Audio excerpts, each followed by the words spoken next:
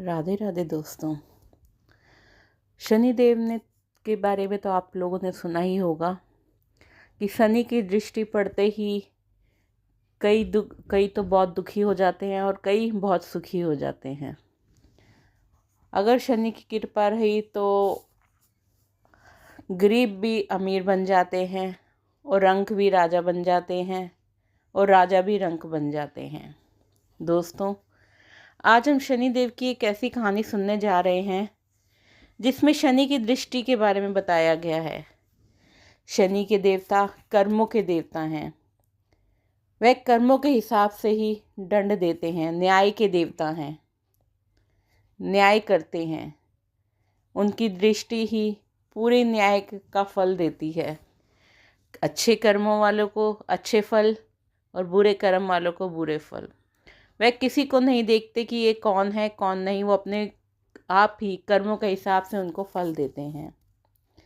दोस्तों, ये आपको कहानी ज़रूर पसंद आएगी। आप कमेंट बॉक्स में जवाब ज़रूर देना और कमेंट बॉक्स में जय शनिदेव ज़रूर लिखिएगा। राधिका नाम की एक लड़की थी जो अपने पति के साथ, दिलीप नाम के पति के साथ अपार्टमेंट में रहती थी।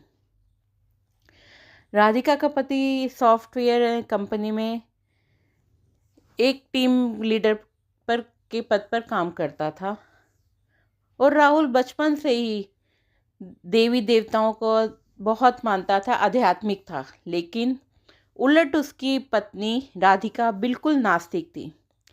वह बिल्कुल भी भगवान ईश्वर पर भरोसा नहीं करती थी, भगवान पर भरोसा नहीं करती थी। ज़्यादातर अपनी रंगीन दुनिया में ही रहा करती थी, जिसे वह आज के हिसाब से सही समझती थी। हालांकि यह बात दोनों के बीच में कभी भी कोई अनबन नहीं हुई, झगड़ा नहीं हुआ। दोनों एक दूसरे के बीच में दखल अंदाजी नहीं करते थे। दोनों अपने जीवन में बहुत खुश थे। एक दिन सुबह सुबह दिलीप टीवी में ऐसे ही धार्मिक प्रोग्राम देख रहा था जिसमें शनि की 60 सती काल के बारे में बताया जा रहा था, शनिदेव की दृष्टि के बारे में बताया जा रहा था। उसी समय राधिका चाय नाश्ता लेकर आती है और दिलीप की बगल में बैठ जाती है। दोनों आराम से चाय नाश्ता करने लगते हैं। थोड़ी देर में ही दिलीप से चाय पीते हुए कहती है, क्या सुबह सुबह बोर कर रहे हो? उसी समय टीवी का रिमोट लेकर वो चैनल बदल देती है। दिलीप को राधिका का यह बर्ताव अच्छा तो नहीं लगता, लेकिन वह कहता है, क्या तुम सारस्वती के बारे में कुछ जानती हो जो तुमने उसे बकवास कह दिया? धर्म की बातें समझने के लिए आस्था लगती है, लेकिन तुम तो बिल्कुल नास्तिक हो। लेकिन तुम्हें किसी और की भावना को तकलीफ देने का बिल्कुल हक नहीं है। राधिका को राहुल की बातों से थोड़ी ग्लानि महसूस होती है और दिलीप से वह माफ़ी मांगती है। वहीं शनिदेव का प्रोग्राम दोबारा लगा देती है। दिलीप राधिका को बहुत प्यार करता है। वह मुस्कुराते हुए कहता है, अरे कोई बात नहीं, चलो आज शनि मंदिर चलते हैं। वैसे राधिका को मंदिर जाने की कोई दिलचस्पी तो नहीं थी, लेकिन वह दिलीप का दिल रखने के लिए मंदिर जाने को तैयार हो जाती है। दोनों एक साथ गाड़ी में मंदिर पहुंचते हैं। मंदिर के आसपास बहुत छोटी दुकानें लगी होती हैं। दुकानों से भक्त अपने पसंद की चीज़ें खरीद रहे होते हैं, तो दिलीप प्रसाद लेकर मंदिर की तरफ चलने लगते हैं। वहीं सीढ़ियों पर एक बाबा काले कपड़े पहने बैठे होते हैं। दिलीप उनके कटोरे में कुछ पैसे डाल देता है और राधिका के साथ मंदिर चला जाता है।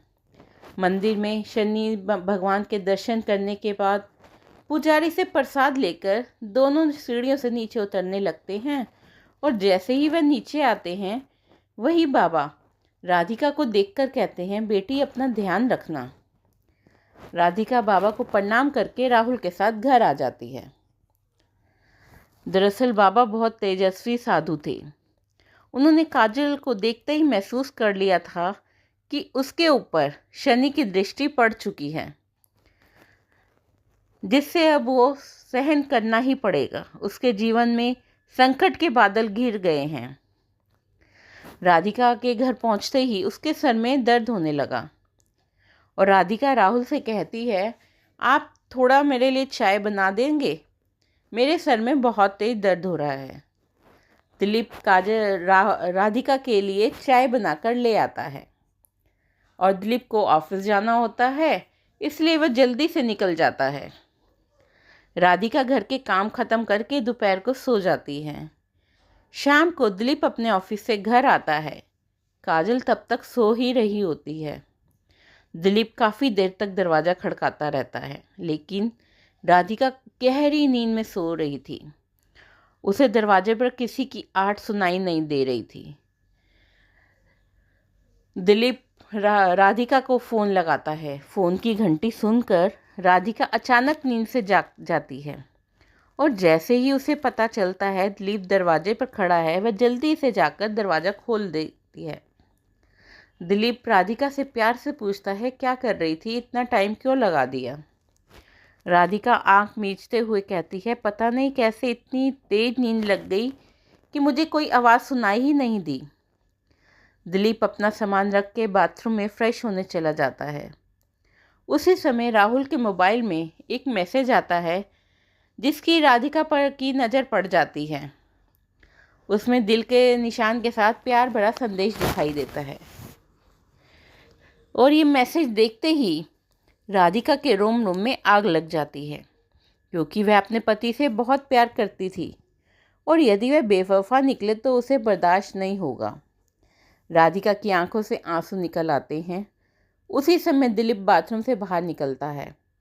काजल तुरंत उसका फ़ोन रख देती है और अपने आप को काबू में करके अपने कमरे में चली जाती है और सोच रही होती है, अगर दिलीप उसे खुद इस मैसेज के बारे में बताएगा तो ठीक, नहीं तो वह इसके बारे में कोई बात नहीं करेगी और उसकी ज़िंदगी से दूर चली जाएगी।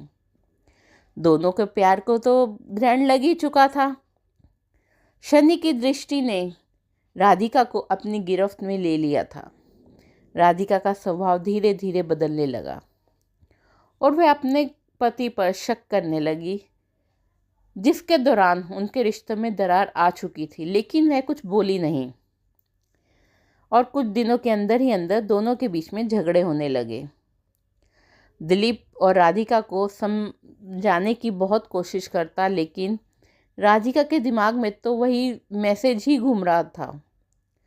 वह दिलीप की किसी भी बात पर भरोसा नहीं कर पा रही थी।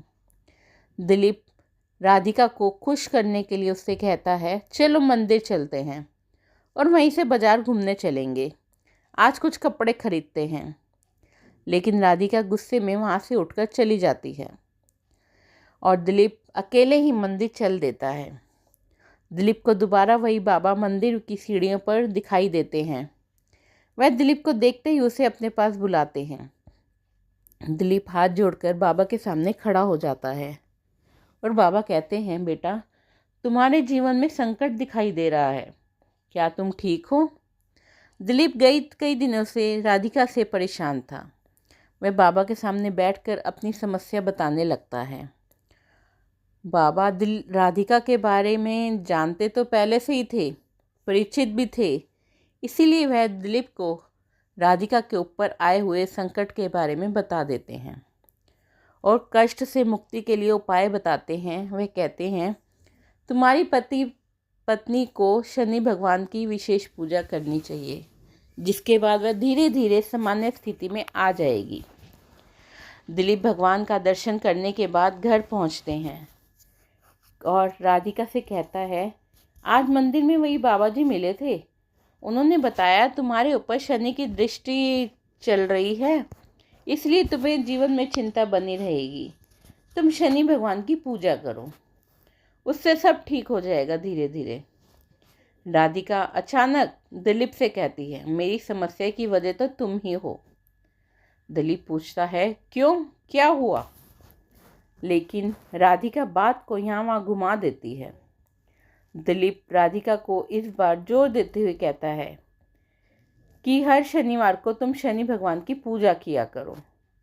लेकिन राधिका राहुल को मना कर देती है और गुस्से में कहती है, तुम मुझे किसी काम के लिए मजबूर मत किया करो। मैं इस बातों पर विश्वास नहीं करती। दिलीप की समझ में नहीं आ रहा कि वह अपनी पत्नी को शनि की दृष्टि से कैसे बचाए। वह दोबारा मंदिर की तरफ जाता है और बाबा को ढूंढने लगता है, लेकिन बाबा तो वहाँ से जा चुके होते हैं। अब वह अगले हफ्ते यानी अगले शनिवार यहाँ आएंगे। अब दिलीप के पास तो कोई चारा नहीं। वह समझ चुका है कि अगर सब कुछ ठीक करना है तो राधिका और उसका रिश्ता टूट जाएगा अगर वह शनि की पूजा नहीं करेगी। वह राधिका से बहुत प्यार करता है और उसके बिना जीने की तो कल्पना भी नहीं कर सकता था। दिलीप मंदिर में पुजारी जी से बाबा के बारे में जानकारी लेता है, लेकिन पुजारी जी कहते हैं बाबा के बारे में तो मुझे कुछ नहीं पता। वह कहते हैं बेटा, मैं यहाँ सुबह से आता हूँ, लेकिन मैंने आज तक किसी बाबा को सीढ़ियों पर बैठे नहीं देखा। पता नहीं तुम किसकी बात कर रहे हो।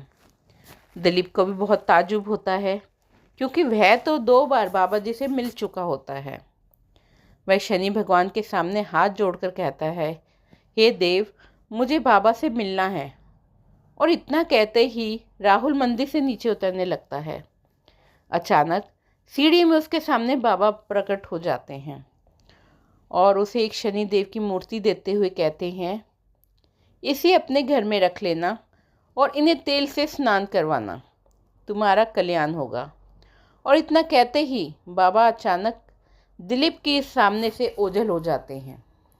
राहुल को समझ आ जाता है यह कोई साधारण बाबा नहीं बल्कि तेजस्वी कोई आत्मा है।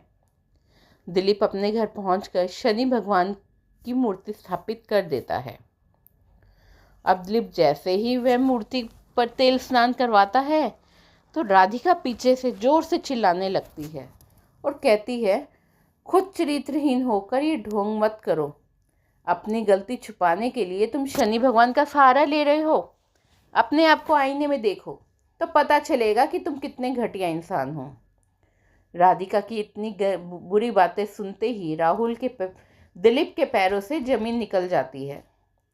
उसने उम्मीद भी नहीं की थी कि राधिका उससे कभी इस लहजे में बात भी करेगी। दिलीप शांत स्वभाव का था। वह राधिका को शांत करते हुए पूछता है, क्या हुआ राधिका, आराम से बात करो। राधिका तुरंत उसका मोबाइल लाकर वही मैसेज उसके सामने रख देती है। दिलीप राधिका से पूछता है, ये क्या है। राधिका तुरंत कहती है, तुम बताओ ये क्या है और कौन है जिसने तुम्हें यह मैसेज किया था। दिलीप राधिका को देखकर मुस्कुराने लगता है और कहता है, अरे पागल, ये मैसेज उस लड़की ने मुझे नहीं भेजा था, बल्कि कंपनी में काम कर रहे मेरी टीम के एक लड़के ने उस लड़की को मैसेज भेजा था और उस लड़की ने मुझसे उसकी शिकायत करने के लिए यह मैसेज मुझे फॉरवर्ड किया था। इतना सुनते ही राधिका का दिमाग शून्य हो जाता है और उसे कुछ समझ नहीं आता कि वह क्या कहे। वह बेसुध सी होकर धरती पर बैठ जाती है। दिलीप उसके बगल में बैठकर उसका हाथ पकड़ लेता है। क्या तुम इतने दिनों से इस मैसेज की वजह से मुझसे झगड़ा कर रही थी? तुम पागल तो नहीं हो गई? एक बार मुझसे पूछ तो लिया होता। मैं तुम्हारे अलावा किसी और लड़की के बारे में तो सोच भी नहीं सकता। राधिका जोर जोर से रोने लगती है और दिलीप के गले लग जाती है। अनजाने में ही सही, लेकिन शनि भगवान की कृपा से राधिका को भगवान की दृष्टि योग से छुटकारा मिल जाता है। दोनों के जीवन में फिर से खुशियाँ आती हैं। शनि भगवान के विराजमान होते ही दोनों के झगड़े की वजह ही समाप्त हो जाती है। उनके जीवन में खुशियाँ फिर से दस्तक देने लगती हैं। दोस्तों, आज के वक्त में ईश्वर पर आस्था रखना बहुत ज़रूरी है। ईश्वर पर आस्था नहीं रखें, शनि देव तो वैसे भी न्याय के देवता हैं, कर्मों को देख के दंड देते हैं, जिससे कि कर्म रंक को राजा और राजा को रंक बनाने में उनकी दृष्टि देर नहीं लगाती है। इसीलिए अपनी आस्था को बनाए रखें। दोस्तों, ये कहानी आपको पसंद आए तो वीडियो और चैनल को लाइक एंड सब्सक्राइब ज़रूर कीजिएगा। और कमेंट बॉक्स में जय शनिदेव ज़रूर लिखिएगा और अपने सुझाव भी ज़रूर दीजिएगा कि आपको ऐसी कहानियाँ सुनना पसंद आ रहा है तो हम आगे ये सीरीज़ शुरू रखेंगे। राधे राधे दोस्तों।